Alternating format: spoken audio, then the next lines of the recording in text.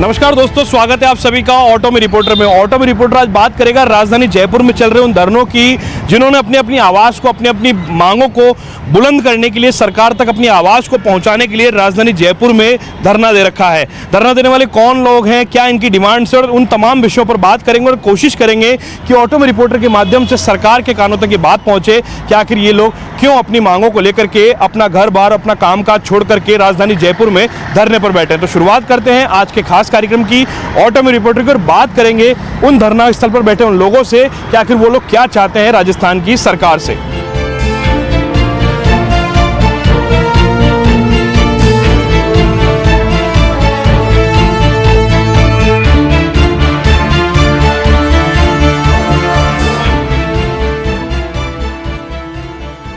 Auto में reporter कार्यक्रम के तहत हम लोग आप पहुंचे हैं राजधानी जयपुर के शहीद स्मारक पर। शहीद स्मारक पर जो धरने हैं वो यहां पर चल रहे हैं। दो बड़े धरने जो हैं इस वक्त यहां पर चल रहे हैं। एक आंगनबाड़ी कार्यकर्ताओं का धरना है, दूसरा धरना, बड़ा जो धरना है वो पटवारियों का है। पूरे राजस्थान की सरकार को लेकर के तमाम जो कामकाज होता है ये वो पटवारी है जो इस कामकाज को अंजाम देते हैं। और ये पटवारी जो है 3600 ग्रेड पे की मांग को लेकर के अपनी आवाज़ को बुलंद कर रहे हैं। अब पटवारी जो है, पटवारियों को बहुत महत्वपूर्ण काम होता है सरकार को चलाना, सरकार की योजनाओं को आम लोगों तक पहुंचाना। लेकिन किस तरह से ये पूरा धरना चल रहा है, क्या कुछ ये पटवारी सोचते हैं, इनके प्रदेशाध्यक्ष को हम बुलाते हैं अपने पास में और बात करने की कोशिश करेंगे कि आखिरकार डिमांड्स को लेकर के सरकार क्या कह रही है, क्या कर रही है। राजेंद्र निमीवाल इनका नाम है। राजेंद्र जी, सरकार से कहां तक बात पहुंची है? ऐसे अगर आप लोग यहां बैठे रहेंगे तो राजस्थान की तहसीलों में, दफ्तरों में कामकाज तो चौपट हो जाएगा। हमें पूर्णतः किसी प्रकार से जनता का काम नहीं रोकना चाहते, लेकिन ये सरकार की हठधर्मिता है। हम तो आज भी कह रहे हैं कि हमारे साथ बैठ के वार्ता करें वो, और हमारी मांगे और पूर्व में जो समझौता हो चुका है उसको लागू करें। हम अपने घरों में जाते हैं और काम में करेंगे, क्योंकि हम भी यहाँ परेशान हो रहे हैं। सरकार की प्रत्येक योजना को, प्रत्येक कार्य को जमीनी ग्राउंड पर लागू करने का काम हम कर रहे हैं, लेकिन जब वेतन देने की बारी आती है तो सरकार आंख मूंद लेती है। अभी कल आपकी राजस्व मंत्री से बातचीत हुई, राजस्व मंत्री से बातचीत के बाद क्या निकल करके सामने आया? राजस्व मंत्री जी से बात हुई, लेकिन राजस्व मंत्री जी ने कोई सकारात्मक उत्तर नहीं दिया। राजेंद्र जी, 2018 में समझौता हुआ था, फिर कहाँ दिक्कत आ रही है? 2018 में मुख्य सचिव महोदय की अध्यक्षता में लिखित में समझौता हो चुका है, फिर भी पता नहीं सरकार क्यों आंख मूंद के बैठी है और हमारे समझौते को लागू नहीं कर रही है। देखिए, ये वो पटवारी हैं जो हर कदम पर इनका काम पड़ता है। किसी भी इमारत का चिन्हीकरण करना हो, किसी भी तरह की रिपोर्ट बनानी हो, और जगह के पटवारी भी हमारे साथ में है। आपका नाम क्या है और आप कहाँ के पटवारी हैं? मैं धर्मवीर नाम है, हनुमानगढ़ डिस्ट्रिक्ट के राव से तहसील का पटवारी। अच्छा, हनुमानगढ़ के पटवारी, डूंगरपुर के पटवारी और तमाम जगहों के पटवारी जब जयपुर में है तो आखिर काम कौन कर रहा है फिर तहसीलों में और नीचे दफ्तरों में? काम तो बंद है अतिरिक्त हलकों के, तो पिछले 15 जनवरी से, और लगभग 5000 हलके बंद है। जी, क्या लगता है आपको ये 3600 की जो मांग है, जितना आप लोग इतनी आवाज़ अपनी बुलंद कर रहे हो, सरकार तक बात पहुंच रही है आपकी? बात तो आपके माध्यम से पहुंचा रहे हैं, और बार बार मंत्री जी को, पीआरएस साहब को, जे साहब को ज्ञापन दिए गए हैं, मांग की गई है। 14 महीनों से निरंतर आंदोलनरत है। आप कहाँ के पटवारी, आप कहाँ से आए हैं? पाली जिले से है। जिलाध्यक्ष पाली। हनुमानगढ़ से सीधे पाली पहुंच गए हम। देखिए, पाली हम पहुंच चुके हैं। पाली के अंदर पटवारी हल्के का जो काम होता है, आप लोग जो काम करते हैं, कहाँ पहुंचा आपका काम अभी तक? कैसे, मतलब आप लोग अपना आंदोलन अगर कर रहे हैं तो वहाँ कामकाज कौन कर रहा है फिर? हकीकत स्थिति ये है कि हमारे पाली जिले में 378 सर्किल है, जिसमें से वर्तमान में 170 पद भरे हुए हैं। बाकी सब सर्किल में 15 तारीख से हमारा काम बंद है। मुख्य काम मैं कहना चाहता हूँ, मुआवजा जो बहुत बड़ा मुद्दा है किसानों का, वो किसानों का काम रुक रहे हैं। इससे बहुत बड़ा व्यापक असर हो रहा है फील्ड में। जी जी। अच्छा, आप कहाँ के पटवारी, आपका नाम क्या है? होशियार सिंह खिचड़ पटवारी, झुंझुनू जिले से हूँ, मड़सीसर तहसील में चोड़ेला। आपका नाम ही होशियार है। अब ये बताओ, आपके ये सरकार होशियार सिंह की आवाज क्यों नहीं सुन रही है? सरकार से हमने बहस के आगे बीन बजाने से कोई मतलब नहीं। सरकारी कर्मचारियों को, इनके आंदोलन को कुचलना चाहती है। हमारे को 20,800 रुपये में बोलती है घर चलाओ।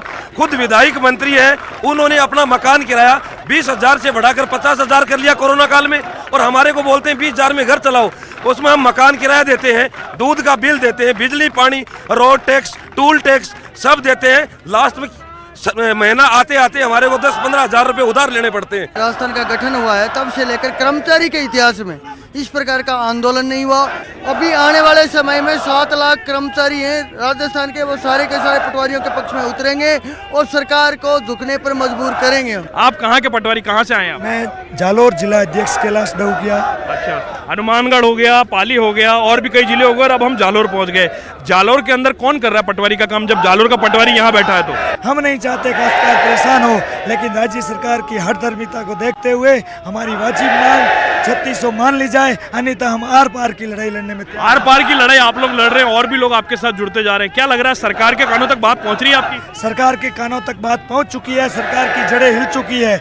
पटवारियों के समर्थन में ऐसा नहीं है कि यहाँ केवल पुरुष पटवारी, महिला पटवारी भी बड़ी तादाद में यहाँ पर पहुंची। हम बात करने की कोशिश करेंगे। आप कहाँ के पटवारी हैं और क्या सोच रहे हैं आप, ये आंदोलन किस दिशा में जा रहा है? कल जब पुलिस ने हमारे भाइयों के ऊपर लाठीचार्ज करने की कोशिश करी, तब हम उनके आगे आ गए कि नहीं, पहले हमारी रक्त बहेगा, उसके बाद में हमारे भाइयों का रक्त बहेगा। तो आप देखिए नज़ारा यहाँ का, ये लोगों के बीच में हम जाने की कोशिश करते हैं कि ये लोग कहाँ से आए हैं, बात करते हैं। आप कहाँ के पटवारी हो? मैं झुंझुनू से आया हुआ हूँ। पिछले 11 तारीख से रैली में पैदल अजमेर से चल के जयपुर आए हैं। 3600 की एक ही मांग है, लेके रहेंगे। अच्छा, सरकार तक बात पहुंच रही है कि आपकी सरकार की तरफ से कोई सकारात्मक? सरकार को पता है सारी बातों को, लेकिन वो देना नहीं चाह रही, उसको देना पड़ेगा। अच्छा, घर बार छोड़ के, कामकाज छोड़ के यहाँ बैठे हो, क्या फील करते हो आप लोग, क्या सोचते हो? राजस्थान पटवार संघ यूनियन एकता, एक ही मांग 3600 ग्रेड पे, हमारा हक, हमारा अधिकार 3600 ग्रेड पे। अपने हक की बात ये लोग कर रहे हैं। 3600 ग्रेड पे की मांग जो है वो ये लोग करते हुए नजर आ रहे हैं। और बड़ी बात यह है कि इस पूरे धरने के दौरान बड़ी तादाद में क्या पुरुष क्या महिलाएं, तमाम जो लोग हैं वो आपको यहाँ पर नजर आ रहे हैं। अब यहाँ पे कुछ लोग हैं जो अपने यहाँ पे शहीद स्मारक पर जब ये सब धरना का चल रहा है तो यहाँ श्रमदान का काम भी चल रहा है, साफ सफाई भी कुछ लोग ये अपने स्तर पर करते हैं और ये कोशिश कर रहे हैं कि ये कुछ एक पॉजिटिव संदेश यहाँ से चला जाए। अच्छा भैया, घर पे भी झाड़ू लगाते हो, यहीं धरने में लगा रहे हो? घर पे झाड़ू नहीं, हमारे ऑफिस में झाड़ू हम ही लगाते हैं। और जब एक पटवारी झाड़ू लगाने से लेके एक ग्राम के प्रशासनिक अधिकारी तक का काम कर सकता है, क्योंकि हमारे काम 3600 अगर हैं तो 3600 ग्रेड पे भी इनको देनी चाहिए। आप लोग जब यहाँ बैठे हो, सरकार अपनी जगह बैठी है, जनता परेशान हो रही है, जनता के लिए क्या कहोगे आप? सरकार को क्या कहोगे, जनता से क्या कहोगे? सर, जनता परेशान हो रही है, हम मानते हैं, हम जनता का दर्द समझते हैं। हम भी किसान पुत्र हैं, हम भी धरती पुत्र हैं और हमको मालूम, हम उनकी समस्या कई बार सरकार के सामने कई तरीके से लाने की कोशिश की और सरकार ने हमारी एक मांग 3600 जो मुख्य मांग उसको मानी नहीं है। और अगर ये मान ली जाए तो ये आज आपत्ति नहीं आती, आपको ही मानते। तो कुल मिलाकर लबोलुआब यही है कि अगर सरकार मान लेती तो ये स्थिति नहीं आती। शहीद स्मारक पर ये धरना इस वक्त चल रहा है। आगे बात करेंगे आंगनवाड़ी कार्यकर्ताओं की, लेकिन फिलहाल हम आपको बता दें 3600 ग्रेड पे की मांग को लेकर के ये तमाम लोग जो है अपनी अपनी आवाज़ को बुलंद कर रहे हैं, कोशिश कर रहे हैं सरकार इनकी बात को सुने, मगर ये धरना कमोबेश जारी है। पूरे राजस्थान की तहसीलों में, नगर पालिकाओं में, तमाम दफ्तरों के अंदर जो पटवारियों का काम है वो पूरी तरह से चौपट हो चुका है। आगे वक्त एक छोटे से ब्रेक का है, ब्रेक के बाद वापस लौटेंगे और बात करने की कोशिश करेंगे आंगनबाड़ी कार्यकर्ताओं से कि उनकी क्या डिमांड्स है और वो कौन सी डिमांड्स को लेकर के राजधानी जयपुर में डेरा डाले हुए। वक्त एक छोटे से ब्रेक का। रिपोर्टर आपके क्षेत्र के हर मसले का जवाब मिलेगा बिल्कुल नए अंदाज में। जब आएगा ऑटो में रिपोर्टर, रोज रात 8:26 पर सिर्फ न्यूज़ 18 राजस्थान पर।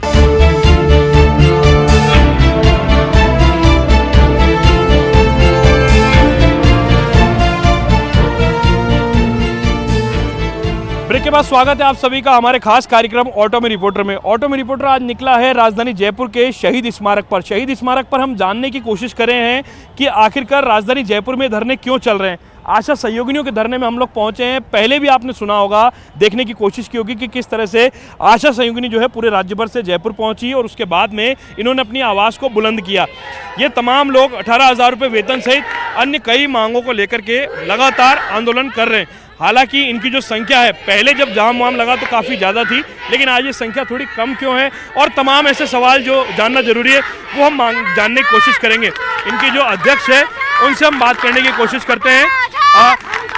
आपका नाम जानना चाहेंगे, आप इस संगठन को चला रही हैं, क्या डिमांड्स है आप लोगों की? मेरा नाम निर्मला सेन है, मैं आशा सहयोगिनी संगठन राजस्थान से प्रदेश अध्यक्ष हूँ और हम जो आशा सहयोग ने धरना प्रदर्शन आप देख रहे होंगे, ये अभी से नहीं चल रहा है सर, ये 4 महीने से चल रहा है। अच्छा ये बताइए निर्मला जी, आपकी संख्या कैसे कम हो गई? वहाँ तो संख्या बहुत ज्यादा थी, राजस्थान के अंदर तो बहुत सारे आंगनबाड़ी कार्यकर्ता हैं, संख्या कैसे कम हो गई? जी मैं ये बताना चाहूंगी, संख्या कम होने की वजह भी सरकार ही है, क्योंकि इतनी हिम्मत करके महिलाएं अपने बच्चों को छोड़ करके धरना स्थल पर 15-15 दिन तक पड़ी रही ठंड में, तो वहाँ पर सोती हुई महिलाओं को प्रशासन ने उठाया, जेल में बंद किया, उनकी नौकरी से पृथक किया और इतना डर पैदा कर दिया कि आशाओं की हिम्मत नहीं हो रही दोबारा अपने पैरों पर अपने खुद के लिए लड़ सके। 2700 से घर नहीं चलता है आशाओं का, 2700 से बच्चों की ड्रेस नहीं आती है, 2700 से बच्चों के खाने पीने का नहीं आता है। जब हम एक त्योहार भी करते हैं ना, तो हम मिठाई लाने के लिए 400 रुपए भी, मिठाई लाने के लिए 10 बार सोचते हैं कि हम 400 रुपए की मिठाई कैसे लाएं, घर में दिए कैसे जलाएं। तो सरकार जो है हमारी तरफ देखते हुए हमारी सैलरी बढ़ा दे न्यूनतम, हम उनसे हाथ जोड़ के अनुरोध करते हैं। मैं अरुणा कुंवर, जिला अध्यक्ष उदयपुर। मैं सरकार से ये पूछना चाहती हूँ कि 2018 में जब हमारा 4250 रुपये पैसा बढ़ गया था तो कहाँ गया, किसके खाते में गया? वो ये सरकार की लापरवाही है जो साइका के खाते में चला गया पैसा या किसी दूसरे के खाते में पैसा चला गया, ये हमको नहीं पता। पर उस पैसों का अब अगर लागू करती है तो हमें एरियल समेत और इस बजट में जो बढ़ाया वो पैसा प्लस करके हमको दे। आपका नाम बताइए, आप कहाँ के आंगनबाड़ी कार्यकर्ता हैं? मैं अरुणा कुंवर हूँ और जयपुर से उपाध्यक्ष हूँ और मैं मावली ब्लॉक से आंगनबाड़ी मर्तड़ी से हूँ। जी, आपकी आंगनबाड़ी के अंदर आप लोग किस तरह का काम करते हैं और सरकार से क्या डिमांड रखते हैं आप लोग? आंगनबाड़ी में सारा ही कार्य हमें पे ही थोपा जाता है, कार्यकर्ता का हो या सहायिका का हो या फिर आशा का काम हो, सभी तरीके से हम सभी काम करते हैं। ऑल अनगिनत काम आप लोग करते हैं। आप कहाँ से आए? सर मैं भीलवाड़ा से हूँ। अच्छा, भीलवाड़ा से आए। जब आप अनगिनत काम करते हो तो फिर 18,000 रुपये वेतन देने में सरकार को दिक्कत क्या है? जैसे हमें 18,000 दिया जाए और जैसे हम जो काम करते हैं कोरोना काल में जो हमने काम किया, जो आंगनबाड़ी से गांव को हम सर्वे जो हम देते हैं ना अपनी सेवा, वो 43 प्रकार के हम कार्य करते हैं, ठीक है ना। एनसी हो, डिलीवरी हो या जब से लेडीज शादी करके गाँव में आती है तब से और वो जब तक मरती है, जन्म मृत्यु, तब की हम सारी सूचना हम केंद्र को सरकार को पहुंचाते हैं। तो सरकार ये चाहती है कि जैसे कम पैसों में मजदूर मिल रहा तो हम ज़्यादा पैसे क्यों दें। सरकार से कहाँ बात पहुंची है? पहले भी आप लोगों ने आंदोलन दिए, धरने किए, सरकार क्या कह रही है अभी आप लोगों से? मैं आशा सहयोगिनी दौसा जिले से मीना गुजर हूँ। हमारी एक ही मांग है, सरकार हमें अपने घोषणा पत्र अपने वादे के अनुसार उतरे और हमें स्थायी करे, हमें स्थायी परमानेंट बनाए। पहली जो मांग है वो स्थायी करने की है, साथ साथ में मांग 18,000 की है, लेकिन इस 18,000 की मांग में कुछ परिवार से जुड़ी हुई जो महिलाएं हैं, जिनके बच्चे भी हैं छोटे छोटे, वो उनको लेकर के भी यहाँ पर आई हैं। आपका दिल क्या कहता है अपने बच्चे को लेकर के? खुले आसमान के नीचे आप अपनी मांगों को लेकर के धरना दे रहे हैं, बच्चे को क्यों लेकर के आए? बच्चे को लेके आए कि हमारा पैसा बढ़ जाएगा, क्योंकि 2700 रुपये में क्या होता है, अगर पैसा बढ़ जाएगा तो अच्छी बात है। इसमें बहुत सी गरीब महिलाएं, विधवा महिलाएं हैं, इसमें सरकार ने विधवा महिलाओं को भी लगाया, जो गरीब परिवार से है उनको लगाया है, और ऐसी स्थिति में 2700 रुपये में उनका घर खर्चा नहीं चलता है। अच्छा, 2700 रुपये से 18,000 हो जाएंगे तो फिर घर चल सकेगा? आराम से घर भी चल सकेगा, हमारे बच्चे भी अच्छे स्कूल में पढ़ सकेंगे। आप कहाँ के आशा सहयोगिनी? प्रतापगढ़ जिले से। अच्छा, राजस्थान का काफी दूरस्थ इलाका प्रतापगढ़। क्या डिमांड है? 2700 रुपये में घर नहीं चलता, 18,000 रुपये की डिमांड है, और किस तरह की डिमांड है आप लोगों की? सर हमने पहले सबसे पहले जो हम लगे हमने 500 रुपये में काम किया है और 500 रुपये से हमारे फिर 750 रुपये किया गया, 750 से फिर हमारे 1850 रुपये किया गया, फिर उसके बाद 1850 से फिर हमको 2700 रुपये पे आके अटका दिया जी। तो सर हम 24 घंटे काम करते हैं तो फिर हमारे 2700 रुपये कम क्यों जी? और कार्यकर्ता और सहायिकाओं का पैसा बढ़ा दिया गया तो फिर हमारा क्यों नहीं बढ़ाया? बस हमको तो सरकार से यही। माता जी आप कहाँ से आए? सरदार नगर तो हमारा गांव है, आंगनबाड़ी केंद्र है मेरा, ब्लॉक बनेड़ा है, जिला भीलवाड़ा से आई हूँ मैं। क्या मांग है आप लोगों की? बस न्यूनतम मजदूरी नहीं है, और हम फील्ड में जाते हैं, लोग पूछते हैं कि आपको कितना पैसा मिलता है, 2700 तो है, झूठ बोल रहे हो, आपको तो 5-10 हज़ार रुपये तो होंगे। तो बड़ी शर्म आती है हमारे को। तो हम नरेगा की बराबर ही आपको मजदूरी नहीं मिलती, तो को नहीं देते, जो आप झूठ बोलते, जो नहीं है हमारा है। आप लोग तो सरकार का हिस्सा हो, महत्वपूर्ण हिस्सा, सरकार क्या कह रही है आप लोगों को? कुछ नहीं, सरकार तो कोई धनी धोरी नहीं बनता। ICDS विभाग वाले तो कहते हैं कि चिकित्सा विभाग वाले में जाओ, चिकित्सा विभाग वाले बोले अगर ज्वाइनिंग वहाँ से ली तो ICDS विभाग में जाओ। धनी धोरी कोई नहीं, हमारी विपत्ति आती है हमारे पे तो धनी धोरी कोई नहीं रहता। जी जी, धनी धोरी कोई नहीं रहता। क्या कह रही है सरकार आप लोगों से?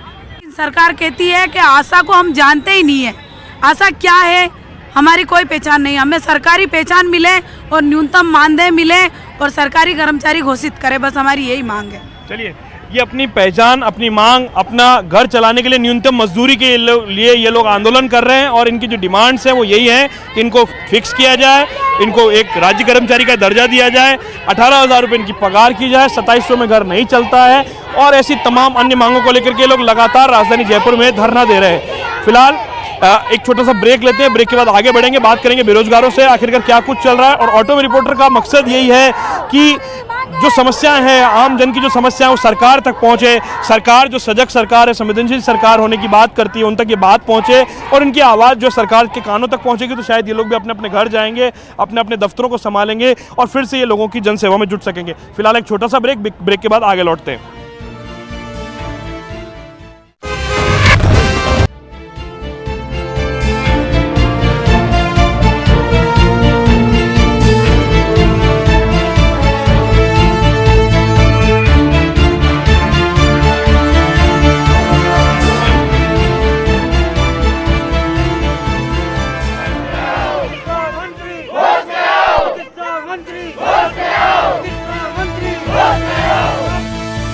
नमस्कार दोस्तों, ब्रेक के बाद आप सभी का स्वागत है हमारे खास कार्यक्रम ऑटो में रिपोर्टर में। ऑटो में रिपोर्टर निकला है आज शहर के दौरे पर और जानने की कोशिश कर रहा है आखिर राजधानी जयपुर में जो धरने चल रहे हैं उसमें क्या कुछ चल रहा है। ये नज़ारा हम आपको दिखा रहे हैं। यहाँ पर बेरोजगार जो है वो अपनी मांगों को लेकर के धरना दे रहे हैं। 22 गोदाम चौराहे के नज़दीक में ये धरना इस वक्त चल रहा है और ऑटो पर रिपोर्टर के माध्यम से हम ये जानने की कोशिश कर रहे हैं कि आखिरकार ये लोग अपनी कौन सी ऐसी मांगे जिनको लेकर के ये लोग यहाँ पर धरने पर बैठे हैं। इनके धरने के मद्देनज़र यहाँ पर खासा सुरक्षा का इंतजाम भी किए हुए हैं, बैरिकेडिंग भी की हुई है और हम कोशिश करेंगे इन लोगों से बात करने की कि आखिरकार ये लोग अपने जो डिमांड्स हैं उनको किस तरह से ये लोग रख रहे हैं, क्या कुछ ये लोग सोचते हैं और तमाम विषयों को लेकर के हम बात करेंगे। ये आपको नज़ारा यहाँ पर दिख रहा है बेरोजगारों का, ये तमाम वो बेरोजगार हैं जो यहाँ पर रोजगार की मांग को लेकर के जो है वो यहाँ पर बैठे हुए हैं। इनके नेता हैं उपेन।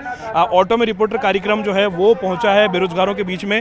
किस तरह की डिमांड से आप लोगों की और क्या आज आप लोग कर रहे हैं यहाँ? देखो, पुलिस वालों ने हमें चेतावनी दी कि आपको उठाएंगे, लेकिन हमने कह दिया चाहे गोली चलाओ चाहे लाठियां चलाए, हम नहीं हटेंगे। हम महापड़ाव चला और सबका आमरण भी चल रहा है कि जो 16 सूत्रीय मांग है, जो 2013 से लंबित भर्तियां, एनएम, पंचायत राज, आयुर्वेदिक नर्सिंग भर्तियां, नई भर्तियां, जो टेक्निकल हेल्पर की 2012 का मामला है, फार्मासिस्ट का मामला, प्रयोगशाला सहायक भर्ती का मामला, ये कोरोना योद्धा है, ये पीपी किट पहन के बैठे हुए हैं और इनमें एक व्यक्ति शहीद भी हो गया और ये प्रयोगशाला सहायक भर्ती का मामला है। जो तमाम लोग यहाँ बैठे हैं हमारी सुनी नहीं जा रही, लाठीचार्ज का हमें हवाला दिया जा रहा है। ठीक है, हमने कह दिया चाहे लाठियां बरसाओ चाहे गोलियां बरसाओ, हम हटने वाले नहीं। आर पार की लड़ाई का ऐलान किया है और हम यहाँ बैठे हुए हैं, शांतिपूर्वक बैठे हो, हमने कोई अनुशासन भंग नहीं किया, लेकिन बार बार चेतावनी देकर हम लोगों को उकसाया जा रहा है कि हमने कह दिया चाहे लाठियां बरसे, कुछ हम हिलने वाले नहीं। हम मुख्यमंत्री से वार्ता करेंगे जब तक नहीं हटेंगे। जब तक नहीं हटेंगे। यहाँ पर कुछ लोग पीपी किट में मौजूद हैं, ये आपको नजर आ रहे हैं, कोरोना योद्धा इन्हें बताया जा रहा है।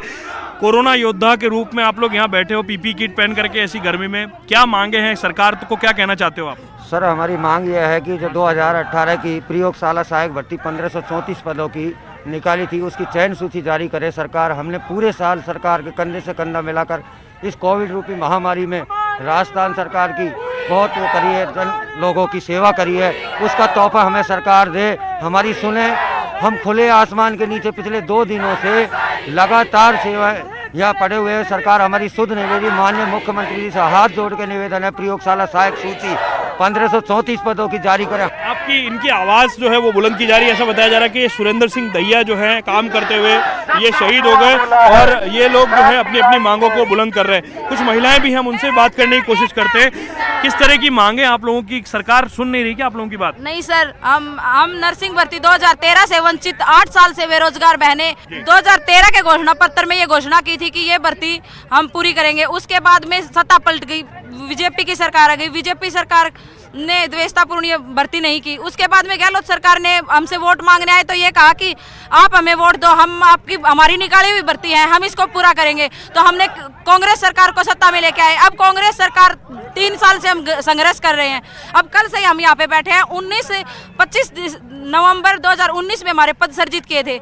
उसके बाद में कमेटी बनी थी, अभी तक उस कमेटी का कोई फैसला नहीं आया। 1.5 साल हो गए हैं, अभी तक कोई सरकार ने हमें ये वार्ता तक के लिए नहीं बुलाया है। अच्छा, सरकार ने वार्ता के लिए बुलाया, आप अपने छोटे बच्चों को लेकर के यहाँ क्या सोच करके आए हैं? सरकार सुन लेगी आपकी बात?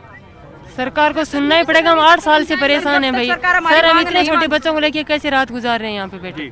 तो अब सरकार नज़ारा नजर आ रहा है साफ तौर पर, ये वो बेरोजगारों का धरना है जो अपनी अपनी मांगों को लेकर के अपनी आवाज़ को बुलंद कर रहे हैं। और ऑटो में रिपोर्टर के माध्यम से हम शहर में यही जानने के लिए निकले थे कि आखिरकार शहर में जिस तरह का माहौल, जिस तरह का चल रहा है, सरकार तक क्या आवाज़ पहुंच पा रही, नहीं पहुंच पा रही, क्या सरकार ने वार्ता के लिए बुलाया, नहीं बुलाया? आप लोगों को सरकार की तरफ से कोई संदेश आया वार्ता के लिए? कल हमें 3 बजे विधानसभा ले जाया गया था, 6 बजे, यानी कि 3 घंटे बिठाया और वापस ले आया, किसी से वार्ता नहीं करवाई। रात भर बिना रजायों में महिला और बच्चे सब लोग यहाँ पड़े रहे, शौचालय की व्यवस्था नहीं है, वो भी बना हुआ है और बार बार उठाने की धमकी दी जा रही है। हमारी अभी तक किसी से वार्ता नहीं है। हम चाहते हैं हमारे मुखिया हमसे वार्ता करें, हमारी पीड़ाओं को दूर करें। हमने समर्थन दिया था, साथ थे, लेकिन अब आने वाले समय में उपचुनाव भी है, कहने कि इनका खामियाजा सरकार को ना भुगतना पड़े। सरकार जो है वो संवेदनशील होने की बात कहती है, लेकिन आपको नज़ारा दिखा, ये तीसरा एक धरना जो तो बड़ा महत्वपूर्ण धरना है। राजस्थान के जो बेरोजगार हैं वो अपनी अपनी मांगों को लेकर के यहाँ पर आए हैं और ऑटो में रिपोर्टर यही जानने के लिए आया है कि आखिरकार राजधानी जयपुर के अंदर जो धरने चल रहे हैं वो किस तरह की डिमांड्स रखते हैं लोग और अपनी डिमांड्स को लेकर के सरकार से इनकी जो बातचीत है वो कहाँ तक पहुँची है। आज के हमारे खास कार्यक्रम ऑटो में रिपोर्टर में फिलहाल इसके आज हम लेंगे इजाज़त। अगली बार फिर मिलेंगे हम किसी और नए विषय के साथ, जनता की आवाज़ को बुलंद करते हुए, क्योंकि जनता के जनतंत्र और लोकतंत्र के अंदर जो है वो ऑटो में रिपोर्टर का योगदान बड़ा महत्वपूर्ण है। क्योंकि अगर ऑटो में रिपोर्टर में बात होती है तो लोग भी दिल खोल करके अपनी बात जो है वो सरकार तक पहुंचाना चाहते हैं। फिलहाल मुझे और मेरी पूरी टीम को दीजिए इजाज़त।